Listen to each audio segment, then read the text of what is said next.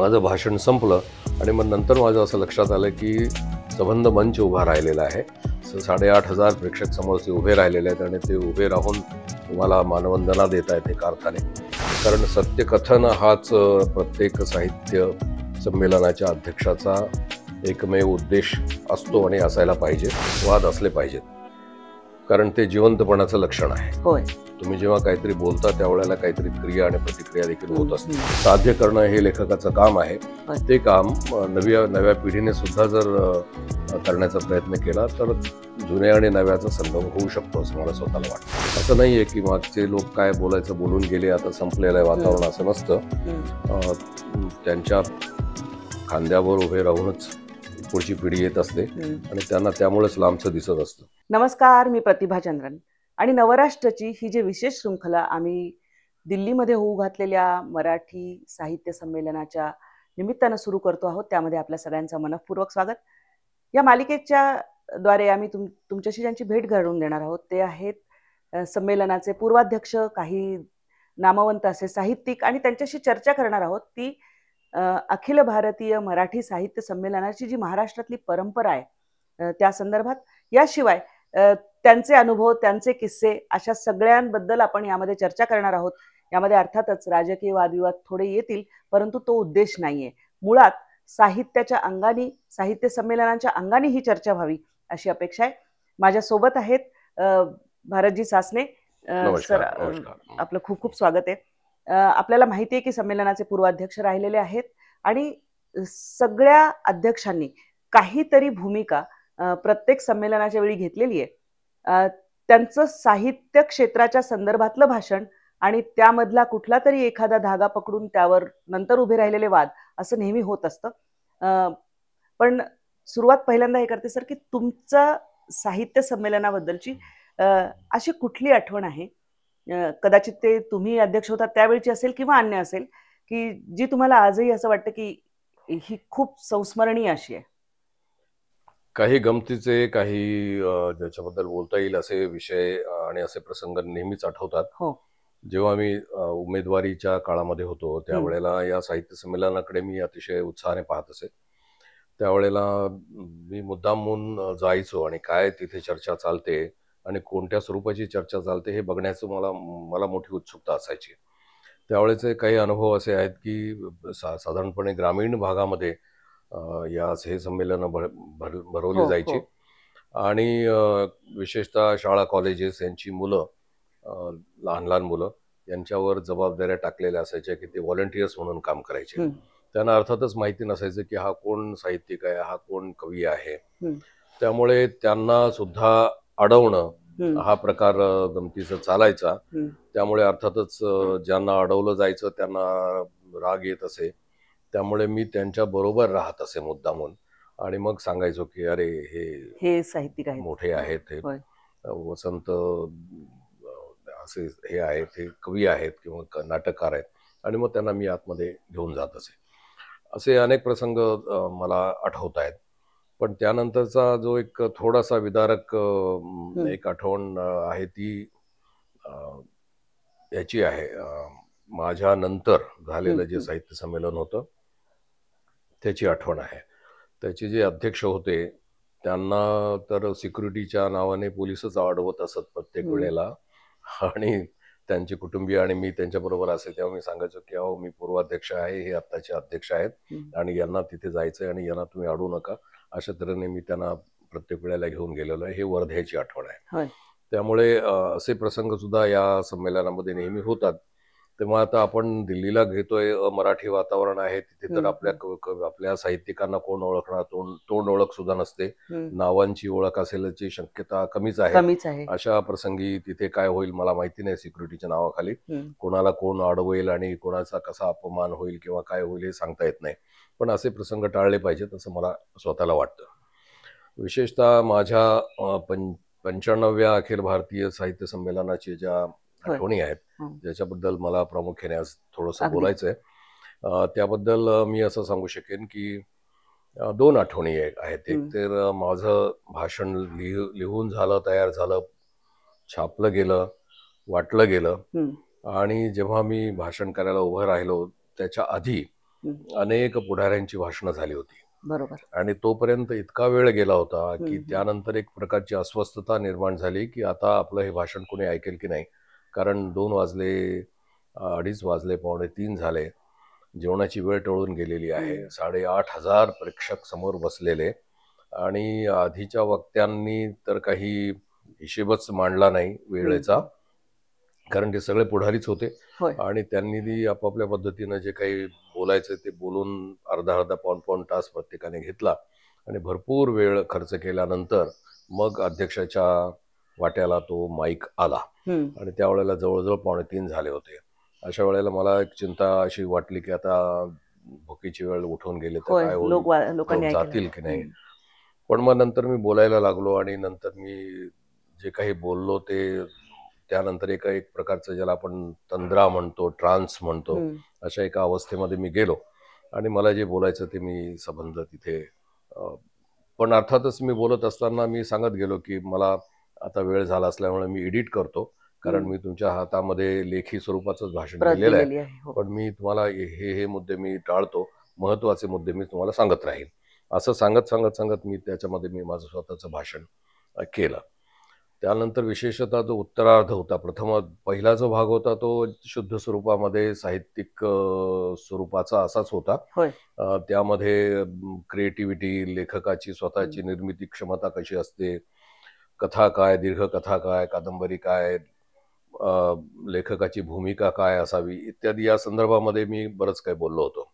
आणि नंतर मग या सद्य परिस्थितीमध्ये सर्वसामान्य माणूस हा अस्वस्थ का आहे आणि त्याच्या मनातली अस्वस्थता कशी आहे याच्याबद्दल जे काही बोलायचं होतं ते मी बोललेलो आहे. माझं भाषण संपलं आणि मग नंतर माझं असं लक्षात आलं की सबंध मंच उभा राहिलेला आहे. 8,500 प्रेक्षक समोरचे उभे राहिलेले आहेत आणि ते उभे राहून तुम्हाला मानवंदना देत आहेत एका अर्थाने. त्यामुळे एका लेखकाला, एका साहित्यिकाला याच्यापेक्षा आणखीन काय पाहिजे असतं की जेव्हा म्हणजे सरस्वतीने तुमच्या टोपीवर ते खोचलेलं एक सुवर्णाचं असं एक पीस आहे असं मी समजतो. त्यामुळे हे सुपूर्त केलं सरस्वतीने की तुम्हाला हा क्षण आयुष्याचा मोठा, की ज्यामुळे तुम्ही स्वतःला सार्थक म्हणू शकता लेखक या नात्याने, तो क्षण सुपूर्त केला. तो एक अतिशय अविस्मरणीय अशा तऱ्हेची ही आठवण सांगता येईल, कारण ती रोमांचकारी अशी अनुभव असा तो प्रसंग आहे. कारण जेव्हा सगळे उभे राहतात, जेव्हा मंच उभा राहतो त्यावेळेला आपलं जे काही बोलणं आहे ते पोचलेलं आहे प्रत्येक शब्द न शब्द. आणि दुसरं असं की जेवणाची वेळ उलटून गेलेली असताना सुद्धा एकही प्रेक्षक हल्ला नाही, उठला नाही. सगळ्यांना ऐकायचं होतं की हा अध्यक्ष काय सांगतोय आणि काय सांगू इच्छितो. त्यामुळे मला असं वाटलं की हे सार्थक झालं, आपल्याला जे पोचवायचं ते आपण पोचवू शकलो. सर्वसामान्य माणसाच्या मनामधली जी अस्वस्थता आहे ती आपण सर्वोच्च मंचावरून उभे राहून उच्च रवाने निर्भयपणे सांगू शकलो, बोलू शकलो, हे महत्वाचं आहे. नसता मॅनिप्युलेट करून आणि तुम्हाला पाहिजे तसं आणि कोणाला न दुखवता बोलता येणं शक्य होतं, परंतु तसं बोलायचं नाही, असं बोलू नये, कारण मग तुम्हाला जी काही नियतीने संधी दिलेली आहे ती संधी दवडली जाते आणि त्यानंतर मग पुन्हा हा प्रसंग येत नाही. त्यामुळे आयुष्यामध्ये हा एकदाच आलेला प्रसंग असतो हे लक्षात घेऊन त्याप्रमाणे जे काही मला शक्य होतं ते मी बोललेलो होतो. परंतु परिणामतः त्यानंतर म्हणजे हे झाल्यानंतरच्या काही दिवसानंतर त्यावर अनेक वाद सुद्धा झाले की अशा प्रकारे बोलायला नको होतं, हे काय बोललेलं आहे अशा पद्धतीने. खरं तर ती सिस्टीमवर केलेली टीका होती, व्यक्तीवर केलेली टीका नव्हती किंवा कोणत्या पक्षीय राजकारणावर केलेली टीका नव्हती, पण त्याला राजकीय स्वरूप देण्यात आलं. त्यानंतर ट्रोलिंग व्हायला सुरुवात झाली. तेव्हा सांगण्यासारखा प्रसंग या ठिकाणी असाच आहे की 2 ज्येष्ठ साहित्यिकांनी मला असं सांगितलं की त्यांनी ते त्यांचं काम करतायत, तुम्ही तुमचं काम केलेलं आहे, त्यामुळे तुम्ही स्वतःची प्रशंसा देखील वाचू नका आणि स्वतःवरची टीका देखील वाचू नका, आणि कारण त्यामध्ये तुम्ही व्यर्थ गुंतायचं नाही आणि उत्तर तर कुणालाच द्यायचं नाही. त्यामुळे मी यातून या म्हणजे ज्याला आपण मानसिक त्रास म्हणतो त्याच्यातून सुटका झाली आणि त्यानंतर मी अगदी यथायोग्य पद्धतीनं त्यातून बाहेर पडलो. नसता जी चारही बाजूने जो काही आक्रमण जी व्हायला सुरुवात झाली होती ती आपोआपच थोपवली गेली. त्यानंतरचा अनुभव असा आहे की मला जसं त्या 2 ज्येष्ठ साहित्यिकांनी अतिशय आपलेपणाने मोलाचा सल्ला दिला. सल्ला दिला होता की तुम्ही यात पडायचं नाही, तुमच्यावर झालेल्या आक्रमणाचं उत्तर परस्पर दिलं जाईल, तर तुम्ही ते पडूच नका. आणि तसंच झालं की त्यानंतर मग दक्षिणायन वगैरे संस्थांनी पुण्यामध्ये प्रचंड मोठ्या प्रमाणामध्ये इथे एक परिसंवाद घेतला. त्यामध्ये दिग्गज सगळे आले होते वक्ते, आणि त्या सगळ्यांनी या भाषणाची यथायोग्य अशी चर्चा किंवा विश्लेषण करून आपोआपच परस्पर उत्तर सुद्धा या प्रश्नांना किंवा या टीकेला किंवा या ट्रोलिंगला दिलेलं होतं. तेव्हा महाराष्ट्रामध्ये विचार नोंदवला पाहिजे हे महत्वाचं आहे. तो नोंदवण्यासाठी निर्भय असलं पाहिजे हे महत्वाचं आहे. कारण सत्यकथन हाच प्रत्येक साहित्य संमेलनाच्या अध्यक्षाचा एकमेव उद्देश असतो आणि असायला पाहिजे. आणि जर तुम्ही सत्यकथन करत असाल तर मग तुम्हाला निर्भय असलं पाहिजे. आणि जर तसं तुम्ही करत असाल तर महाराष्ट्रामधली जी इतर विचार पुरोगामी मंडळी आहेत ती अर्थातच तुमच्या बाजूने उभी राहतात. हा देखील अनुभव मला तिथे मिळालेला आहे, प्राप्त झाला. 2-3 गोष्टी मला विचाराव्याशा अशा वाटतात की एक म्हणजे तुम्ही जे म्हणालात तो बहुंशी अनुभव दिसतो की साहित्य संमेलनाचा अध्यक्ष आणि त्याचं भाषण हे असतानाच राजकीय मंडळी त्या व्यासपीठावर असतात, त्यांची भाषणं होतात. अर्थातच ती भाषणं उत्तम असतात, म्हणजे त्याबद्दल काही आपण दुमत असायचं कारण नाही.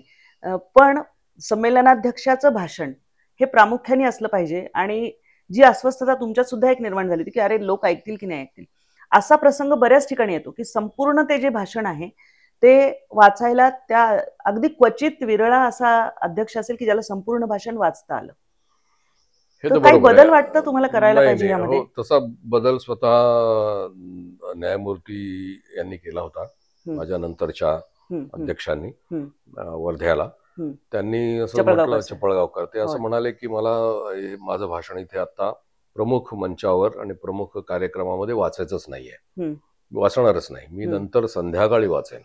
आणि ज्या वेळेला ते वाचायला उभे राहिले त्यावेळेला समोर कोणीच नव्हतं, कारण कॅमेरा आणि हे सगळी मंडळी निघून गेली होती, कारण त्यांना ते मुख्यमंत्री उपमुख्यमंत्री यांनाच कव्हर करायचं होतं, ते निघून गेले. नंतर कोणी नव्हतं, त्यामुळे तरी देखील त्यांचा तो आग्रह होता की ठीक आहे, जे रसिक आहेत ते थांबतील आणि त्यांच्यासाठीच मी बोलणार आहे, यांच्यासाठी नाही. तर हा देखील प्रयोग त्यांनी करून बघितला होता. तो पुढे मग कसा चालला माहिती नाही, पण असं देखील तारतम्याने विचार झाला पाहिजे की अध्यक्षाचं जे भाषण हाच एक प्रमुख घटना असते आणि त्यालाच केंद्रबिंदू मानूनच आपण चाललं पाहिजे. इतरांनी त्याच्यावर अतिक्रमण करायचं, आक्रमण करायचं, वेळ घ्यायचा आणि नंतर शेवटी अध्यक्षाच्या हातामध्ये काही मिनिटं राहतात, काही नंतर 3 वाजता वगैरे त्याच्या हातामध्ये माईक जातो, हेही व्हायला नको. त्यामुळे त्याच्यात बदल झाला पाहिजे. याच्यावर महामंडळाच्या बैठकांमध्ये यापूर्वी चर्चा देखील झालेली आहे की आपण असं का करू नये की सुरुवातीला त्याचं भाषण करायचं आणि नंतर इतरांची करावेत, किंवा उद्घाटनाचा कार्यक्रम आधी करायचा आणि नंतर मग अध्यक्षांचं भाषण करायचं, असं आपण का करू नये, यावर चर्चा बरीचशी झालेली आहे. याच्यामध्ये वेगवेगळे प्रयोग मध्ये मध्ये होतात, पण अजून त्याच्यावर काही तोडगा निघालेला नाही असं मला स्वतःला वाटतं. एक छान प्रयोग असा वाटतो की साहित्य परिषदेने एक बिनविरोध अध्यक्ष ची नियुक्ती असावी, निवड असावी, अशी जी एक भूमिका घेतली ती कुठेतरी, कारण पूर्वी मला आठवतं की त्या निवडणुका रंगायच्या आणि त्या निवडणुकांच्या निमित्ताने वेगवेगळे वाद व्हायचे आणि मग कुठेतरी ही छावणी ती छावणी असं एक चित्र निर्माण व्हायचं. त्याला आता कुठेतरी फाटा पडलेला आहे. नक्की तसं झालेलं आहे, कारण यापूर्वी कारण निवडणुका म्हटल्या की सगळ्या प्रकारचे राजकारण आलंच आलं, त्याचे मुद्दाम या ठिकाणी उल्लेख करायला नको, पण सर्व प्रकार त्याच्यामध्ये वापरले जायचे त्यावेळेला. आणि त्यातून जे काही अपप्रवृत्ती निर्माण व्हायच्या त्याला एक शह बसावा या दृष्टिकोनातून ही नवी पद्धत सुरू करण्यात आली की आपण सन्मानाने निवड करू. त्यामुळे सन्मानाने निवड ही सुखद बाब आहे, त्याचा अनुभव मी घेतला, कारण 2 ते 3 मिनिटातच माझी स्वतःची बिनविरोध निवड झाली आणि ताबडतोब पुढच्या क्षणाला मला फोन आला की तुमची निवड झालेली आहे. परंतु त्याच्या आधीचा अनुभव आपण जर लक्षात घेतला तर तो किती क्लेशदायी, किती कष्टकारक आहे, किती अवमान देणं करणारा आहे एखाद्याचा, या सगळ्या गोष्टी आपण बघितलेल्या आहेत. त्यामुळे ही जी सुधारणा झाली ती उत्तमच झालेली आहे, चांगली झाली असं मला स्वतःला वाटतं. त्यामुळे ज्यांना निवडणुकात पडायचं नाही आहे त्यांना देखील याच्यातून चांगल्या एका सन्मानाने त्यांची निवड होऊ शकते, हा एक भाग त्याच्यात आपल्याला दिसतो आहे. काही काही साहित्य संमेलनाच्या म्हणजे आपण आत्ताची ट्रोल आर्मी म्हणतो आणि ट्रोल होतात वगैरे वगैरे, पण आत्रे आणि माटे असे वाद म्हणजे साहित्यिक वाद अशा अर्थाने जर आपण बघितलं तर ते वाद महाराष्ट्राने अनेक पाहिलेले आहेत. कुठले वाद तुम्हाला आठवतात या निमित्ताने? ज्याला वाद असायला काहीच हरकत नाही. वाद असले पाहिजेत, कारण ते जिवंतपणाचं लक्षण आहे. होय. तुम्ही जेव्हा काहीतरी बोलता त्यावेळेला काहीतरी क्रिया आणि प्रतिक्रिया देखील होत असते. परंतु ज्या वादांची उंची साहित्य ज्याच्यामध्ये साहित्य मूल्य आहे अशा वादांकडे आपण विधायक दृष्टिकोनातून बघायला पाहिजे. आता जे वाद होतात ते तसे होत नाही आहेत. जसं तुम्ही म्हणालात की आत्रे माटे सगळा तो गेला काळ सगळा, की ज्या वेळेला विद्वान मंडळी होती आणि ती मंडळी मुद्द्यांसाठी आपल्या विचारांसाठी एकमेकांची भांडत, परंतु आता तसं राहिलेलं नाहीये. आता चित्र त्याचं आणखीनच त्याचं स्वरूप निकृष्ट दर्जाचं झालेलं आहे. त्यामुळे जे काही वाद निर्माण होतात, ज्या टीका होतात, त्याच्यामध्ये फार विधायक आणि फार उंचीची अशी चर्चा कधीच होताना दिसत नाही. व्यर्थ चर्चा मात्र होते, व्यर्थ पद्धतीने निषेध होतात आणि त्यातून वेगवेगळ्या लोकांना त्याच्यातून आपण म्हणतो संधी मिळते.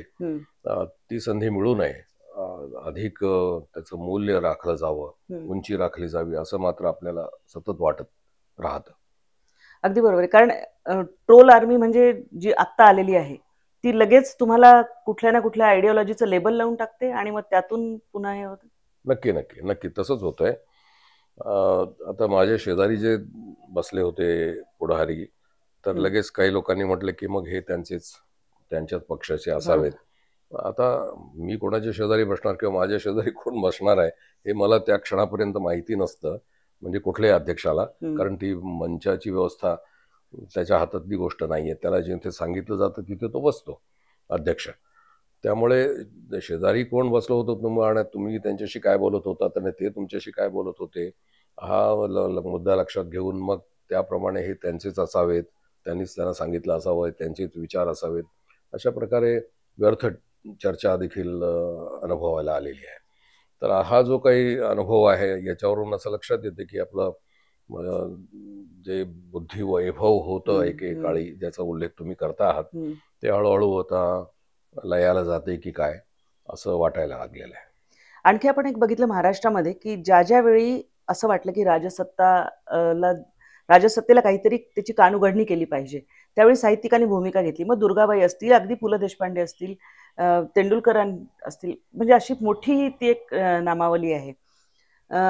अशा परिस्थितीमध्ये साहित्यिक जेव्हा भूमिका घेतो तेव्हा साहित्य क्षेत्रातून त्याला एक एकत्रितपणे पाठिंबा मिळतो का आणि तो मिळायला हवा का? कसं काय तुम्ही बघताय? मिळायला पाहिजे, यात काही शंका नाही. जसा अनुभव मला आला, मी सांगितलं तुम्हाला की दक्षिणायनसारखी संस्था उभी राहिली आणि त्यांनी पुण्यामध्ये प्रचंड मोठ्या प्रमाणामध्ये सर्व दिग्गजांना बोलवून परस्पर उत्तरं दिली या सगळ्या प्रश्नांना, आणि त्यामध्ये सांगितलं की हे अध्यक्षाचं भाषण आहे, अध्यक्षीय साहित्य संमेलनातलं भाषण आहे, त्यामुळे त्याचं जे काही अर्थ काढायचा तो प्रत्येकाला काढण्याचा त्याचा अधिकार असला तरी चुकीचा अर्थ काढू नये, आणि मग जे काही सांगणं आहे ते परस्पर त्याचं उत्तर महाराष्ट्राला दिलं गेलं.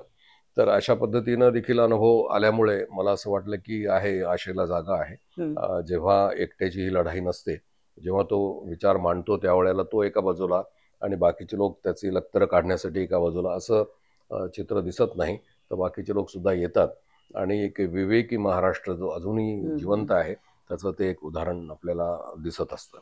पण तुम्ही असं विचारताय की जेव्हा भूमिका घेतो लेखक त्यावेळेला इतरांची प्रतिक्रिया काय असते, तर विवेकी आणि समविचारी साहित्यिकांची साथ तर मिळतेच मिळते. जे नाही आहेत, बेजबाबदार आहेत, त्यांची मिळत नाही. आणि ट्रोलिंग करणाऱ्या मंडळींना त्यातलं काहीही कळत नसतं, त्यातला त्यांचा अभ्यास नसतो, वाचन नसतं, आणि त्यांना कोण साहित्यिक आहे त्याच्याबद्दलही फारशी माहिती नसते. पण त्यांना जसं सांगितलं जातं त्या पद्धतीनं ते लोक करत असतात.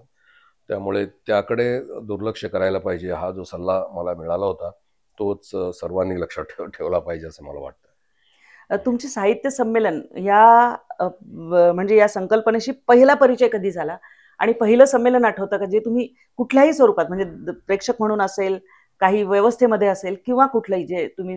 नक्की नक्की. म्हणजे अगदी सुरुवातीची साहित्य संमेलनं जेव्हा होती तेव्हा मी जे म्हणालो की मी जेव्हा उमेदवारीच्या काळामध्ये होतो होय. त्यावेळेला आनंदाने जाऊन बघत असे की काय होतं. त्यावेळेला अंबाजोगाईच्या साहित्य संमेलनाला गेलो होतो आणि त्यावेळेला मी बसने एसटीच्या लाल डब्यातून जात असे. त्यावेळेला आमच्याबरोबर शांता शेळके होत्या. याचा वा. अनुभव आला. त्याही देखील बसून त्याच डब्यामधून आलेल्या होत्या. त्यांनाही वेगळी काही व्यवस्था नव्हती. पण मग आमच्या ज्या गप्पा झाल्या म्हणजे अशी जी मोठी मंडळी होती ती सहजपणे भेटत असत या संमेलनामधून आणि तो आनंदाचा जो भाग होता आता तो आनंदाचा भाग राहिलेला नसावा. कारण कोण आलंय, कोण चाललंय, कोण कुठे चाललंय याच्याबद्दलचं काही जागरूकताच नसते आजकाल कोणाला. पण तिथे ती सगळी मोठी मंडळी भेटायची.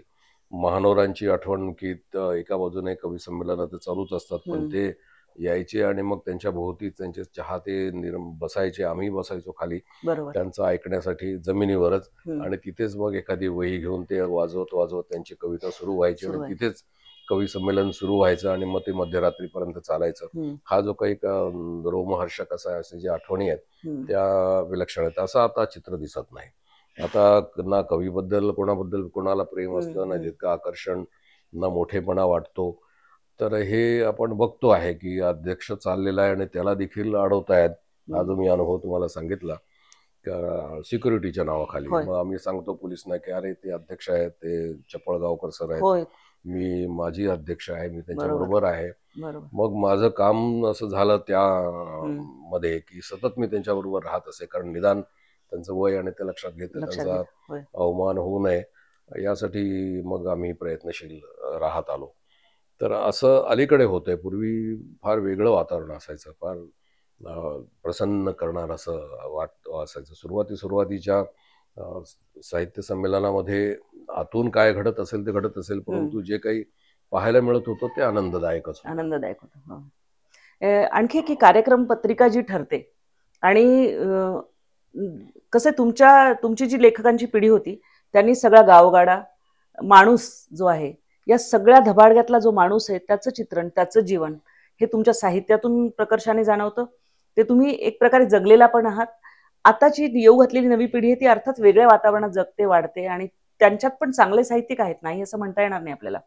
पण ह्या सगळ्याचा एक संगम कुठेतरी होणं म्हणजे जुन्या नव्याचा मेळ बसणं आणि नवे जे सगळे रेटे येत आहेत एकंदरच बाजाराचे असतील, म्हणजे वाचन संस्कृती सुद्धा आपण अगदीच कमी होते असंही म्हणू नाही शकत, पण पद्धती बदलत आहेत. याचा संगम कसा झाला पाहिजे, याचा मेळ कसा बसला पाहिजे? जेव्हा नवी पिढी वेगवेगळ्या पद्धतीने वाचते आहे आणि वेगवेगळ्या पद्धतीने ज्या परिस्थितीला सामोरं जाता येते नवी पिढी, त्यावेळेला जुन्यांनी काय योगदान दिलेलं आहे याचं जर योग्य भान ठेवलं आणि त्या योगदानाच्या स्वरूपामध्ये आपण सुद्धा आपला विचार जर पुढे ठेवायचा प्रयत्न केला तर मला वाटतं या ठिकाणी योग्य तो समन्वय होऊ शकतो. असं नाहीये की मागचे लोक काय बोलायचं बोलून गेले, आता संपलेलं आहे वातावरण, असं नसतं. त्यांच्या खांद्यावर उभे राहूनच पुढची पिढी येत असते आणि त्यांना त्यामुळेच लांबचं दिसत असतं. तर अशा परिस्थितीमध्ये जी नवी आत्ताची फार उत्तम पद्धतीने लिहिणारी मंडळी पुढे आलेली आहेत आणि ते नव्या पद्धतीने विचार करतायत. कारण जे काही आधुनिकता आणि आधुनिकोत्तर वातावरण आहे त्यानंतरचं देखील ते साहित्य सुद्धा त्यांना खुणावत आहे. त्यामुळे उत्तम कथाकार, दीर्घकथाकार, नाटककार हे सगळे आता नवी पिढी पुढे आलेली आहे. त्यांची विचार करण्याची पद्धत सुद्धा वेगळी असते, त्यांची भाषाही वेगळी असते, शैली वेगळी असते आणि त्यांची प्रयोगक्षमता देखील वेगळी आहे. त्यामुळे पूर्वी जे काही झालं ते हळूहळू जुनं तर होतच राहतं, त्याला काही इलाज नाहीये. परंतु त्यांनी जो दिलेला विचार आहे तो पुढे कसा नेता येईल आपल्याला, आणि त्याहीपेक्षा महत्त्वाचं म्हणजे हा जो सर्वसामान्य माणूस आहे त्याला केंद्रबिंदू मानून त्याच्याबद्दलची काही सहकंप, त्याच्याबद्दलचा आपल्या मनामध्ये किंवा करुणा, वैश्विक करुणा कशी निर्माण होते, जे साध्य करणं हे लेखकाचं काम आहे. ते काम नव्या पिढीने सुद्धा जर करण्याचा प्रयत्न केला तर जुन्या आणि नव्याचा संगम होऊ शकतो असं मला स्वतःला वाटतं. कार्यक्रम पत्रिकेत काही बदल करावेस असं वाटतं का? पत्रिकेत अशा अर्थाने की कार्यक्रम जे ठरवले जातात ते, कारण नवनवीन तंत्रज्ञान येते, तंत्रज्ञानाचा प्रचंड मोठा रेटा आहे. आता जो कंटेंट कन्झ्युम करणारी पिढी आहे ती सगळी वेगळ्या प्रकारे करते, पण तिच्याशी जोडण्यासाठी, तिच्याशी दुवा साधण्यासाठी साहित्य संमेलनाकडे या पण पिढीने यायला हवं आणि त्यांना त्याच्यामध्ये रुची निर्माण व्हायला हवी. नक्कीच. म्हणजे कार्यक्रम पत्रिका कशी असावी याच्याबद्दल खरं तर बरंच काही बोलता येईल आणि कशी कार्यक्रम पत्रिका कशी ठरते याच्याबद्दल देखील काही अनुभव सांगता येतील. सामान्यतः एकतर स्थळ महात्म्य असतं की कोणत्या ठिकाणी आपण साहित्य संमेलन घेतो आहोत. मग असं चर्चा होते की अहो वर्ध्याला होतंय म्हणजे गांधी आहेत, मग विनोबा आहेत, मग त्या संदर्भामध्ये विषय का नसावेत अशी चर्चा स्वाभाविकपणे होते. त्यामुळे हे स्थळ महात्म्य आहे आणि त्या ठिकाणी मग कोणत्या स्वरूपाचे विषय घेतले जावेत याच्याबद्दलची चर्चा होऊन त्यानुसार मग विषय ठरवले जातात. मग एकदा विषय ठरवले की त्यानंतर मग कोण बोलणार आहे याच्याबद्दलची नावं ठरवली जातात. पण आता तुम्ही म्हणता की त्याच्यामध्ये जो नवीन विचार पुढे येतोय, तंत्रज्ञान वाढतं आहे, त्याचा देखील त्यात समावेश असला पाहिजे का? तर जरूर असला पाहिजे. त्याचाही विचार करून विषय पत्रिकेमध्ये समावेश त्याचा योग्य तो करावा अशा प्रकारची चर्चा प्रत्येक वेळेला होते, आग्रही धरला जातो. थोडासा बदल होतो त्याच्यामध्ये. पारंपरिकता तर कायम राहतेच, पण ती कायम ठेवून सुद्धा नव्या पद्धतीने म्हणजे नवीनता दिली पाहिजे हा विषय महत्वाचा आहे. काही वेगळे, कारण काय होतं साहित्य संमेलनाच्या जशा साहित्यिक आणि सगळे एकंदरच कार्यक्रम पत्रिका तिथे होणारे कार्यक्रम याची चर्चा होते, तशी साहित्य संमेलनाच्या मेनूंची आणि तिथल्या पदार्थांची सुद्धा चर्चा होते. तुमची काही खास आठवण आहे? जेवणाच्या बाबतीमध्ये तर नेहमीप्रमाणे आपल्या मराठी भोजन महत्वाचं आहेच, की जिथे झुणका भाकर किंवा पिठलं भाकर असेल तर ते मुद्दाम जाऊन जेवणाची एक त्यावेळेला प्रथा होती की आपण आता हळूहळू हा प्रकार कमी होत चालला. गर्दी खूप वाढलेली असते, त्याप्रमाणे जेवण मिळत नाही, जेवणाच्यासाठी खूप गर्दी होते हाही प्रकार. पण तो सगळे संयोजक आपापल्या पद्धतीनं त्याला मार्ग काढत असतात. पण ज्या ठिकाणी स्थळ महात्म्य जसं मी म्हणालो की कोकणात असेल तर मग तिथे वेगळं, इकडे असेल तर इकडे, विदर्भात असेल तर मग इकडे वेगळं, मग तिकडे ते वडा भात आणि वगैरे असं. तर या पद्धतीने वेगवेगळे प्रयोग चालतात जेवणाच्या संदर्भामध्ये, पण ती दुय्यम गोष्ट आहे, ती त्यानंतर येणारी आहे. आता दिल्लीत होऊ घातलेलं आहे साहित्य संमेलन. म्हणजे यापूर्वीचं दिल्लीत जेव्हा झालं तेव्हा गाडगीळ होते आणि स्वागताध्यक्ष पंडित जवाहरलाल नेहरू तिथे होते उद्घाटक म्हणून. आता पुन्हा एक वेगळा योग असा आहे की पुणे जिल्ह्यातले शरदचंद्रजी पवार हे तिथे स्वागताध्यक्ष असणार आहेत आणि पंतप्रधानांना अर्थातच त्यांनी बोलवलेलं आहे आणि राजधानीमध्ये होते. त्याला आणखी एक वेगळी पार्श्वभूमी अशी की मराठी भाषेला अभिजात भाषेचा दर्जा नुकताच मिळालेला आहे. या सगळ्याला एकंदरीत तुम्ही कसं बघताय आणि या संमेलनाकडे मी असं बघतोय की साधारणपणे 1972-73 मध्ये केव्हा तरी संमेलन झालं होतं दिल्लीला, त्यानंतर इतक्या वर्षांनी आता होत आहे. त्याही पेक्षा मागे जर आपण इतिहासामध्ये जर डोकावायचं ठरवलं तर असं लक्षात येईल की दिल्ली आणि हरियाणा याच्या आसपास मराठी माणूस मोठ्या प्रमाणामध्ये स्थायिक झाला आणि तो अजूनही त्याचा वंश त्या ठिकाणी टिकून आहे. तो भाषा हरियाणवी बोलतो किंवा हिंदी बोलतो किंवा बाहेरच प्रादेशिक भाषा बोलतो, घरामध्ये मराठी बोलतो आणि तो मराठा म्हणून त्या ठिकाणी स्वतःला त्या ठिकाणी तो स्थापित झालेला होता. तेव्हापासूनची ही मंडळी त्या ठिकाणी काम म्हणजे राहतायत आणि त्यांनी वातावरण एक निर्माण केलं. म्हणजे मराठी माणूस जिथे जिथे गेला तिथे तिथे त्याने आपली परंपरा नेली, आपली संस्कृती नेली, आपली भाषा नेली, आपले संस्कार नेले आणि त्या ठिकाणी तो टिकून राहिलेला आहे. हे एक उदाहरण आहे. तर दिल्लीला जर ते होतंय तर मग त्या ठिकाणी अगदी इतिहासापासून जर आपण त्याचा एक मागोवा घ्यायचा ठरवला तर ठिकठिकाणी आपल्याला मराठी माणूस त्या ठिकाणी अस्तित्वात तो आपल्याला दिसत आलेला आहे. आता होतोय दिल्लीमध्ये तर तिथे जवळ कित्येक लाख मराठी मंडळी दिल्लीत असतील, आसपास देखील असतील आणि आता मी उदाहरण दिलं तर इतिहास काळापासून सुद्धा त्या ठिकाणी राहत आहेत. ही सगळी मंडळी त्या ठिकाणी जाणार आहेत. मराठीला अनेक प्रयत्नानंतर आपल्याला अभिजात दर्जा मिळालेला आहे. तेव्हा तो एक उच्च रवाने मराठीचा जो जयघोष करण्याची संधी आहे त्या सर्वोच्च मंचावरून ती संधी आपल्याला आता प्राप्त झालेली आहे अशा अर्थाने मी बघतो आहे.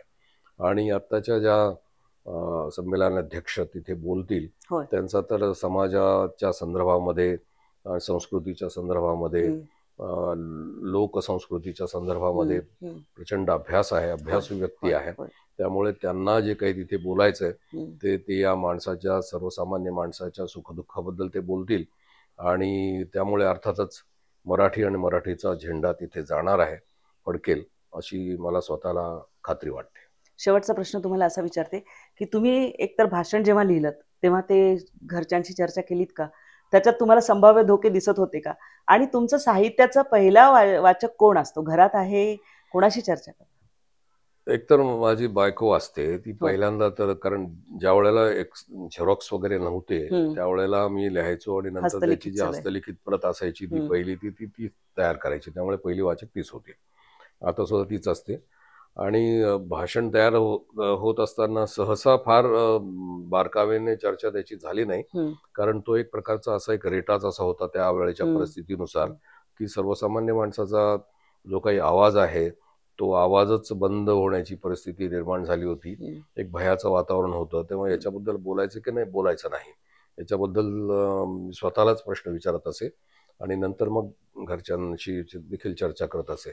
परंतु संभाव्य धोके जरी असले तरी मी असं मगाशी होय. म्हटलं की हा सर्वोच्च असा मंच आहे बरोबर. आणि ही एक लेखकाची जबाबदारी आहे हम्म. की त्याने आपल्या जबाबदारीपासून दूर निघून जाता कामा नये. हम्म. उच्च रवाने, निर्भयतेने त्याने सत्यकथन करायला पाहिजे. जर ते करू शकला नाही तर मग कोण बोलणार, हम्म. हा मुद्दा येतो तिथे. आणि मग ज्याला आपण म्हणतो की सर्वांनाच सुखकर वाटेल हम्म. अशा प्रकारे चर्चा करणारी बरीच मंडळी असतात. त्यामध्ये पुन्हा अध्यक्षाने समाविष्ट होण्यामध्ये काही स्वारस्य नसावं. त्यामुळे हा धोका पत्करून देखील प्रत्येक संमेलनाध्यक्षाने आपला विचार निर्भयतेने पोहोचवला पाहिजे, असं माझं स्वतःचं मत आहे. तर आपण बघत होता की साहित्य संमेलनाच्या अनुषंगाने जसं जसं वातावरण बदलत गेलं त्याबद्दलची काही चर्चा आपण इथे केलेली आहे. अनेक साहित्यिकांशी, लेखकांशी आणि पूर्व अध्यक्षांशी आम्ही तुमची चर्चा घडवून आणणार आहोत. तुम्हाला तुमच्या समोर त्यांना घेऊन येणार आहोत. तुम्हाला काय वाटतं, तुमच्या आठवणीतलं साहित्य संमेलन कोणतं होतं? कुठल्या अध्यक्षांचं भाषण आवडलं किंवा त्यावेळी झालेले कुठले वाद तुमच्या लक्षात आहेत? हे सगळं आम्हाला कमेंट बॉक्समध्ये जरूर कळवा आणि चॅनलला सबस्क्राईब करायला विसरू नका. या निमित्ताने दररोज भेटण्याचा आमचा प्रयत्न राहणार आहे. सासणे सरांनी आपल्याशी अगदी विस्ताराने ते बोललेले आहेत, त्यांची भूमिका मांडलेली आहे आणि साहित्यिकांनी भूमिका घेण्याची, राजसत्तेच्या विरोधात भूमिका घेण्याची महाराष्ट्रात परंपरा आहे आणि त्याच परंपरेतला एक दुवा असलेला त्यांनाही या येऊ घातलेल्या अध्यक्षांकडनं खूप अपेक्षा आहेत. बघूया काय होतं ते. तुर्तास मी सरांसह आपली रजा घेते. धन्यवाद. नमस्कार. धन्यवाद.